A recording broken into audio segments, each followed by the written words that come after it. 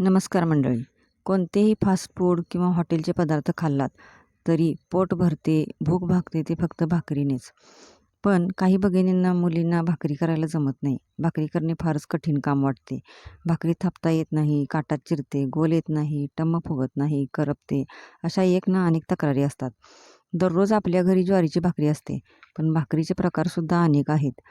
जसे की ज्वारीची, बाजरीची, मक्याची, नाचणीची, वरईची, तांदळाची अशा वेगवेगळ्या धान्याच्या भाकरी खाऊन बघा. मन तृप्त होईल.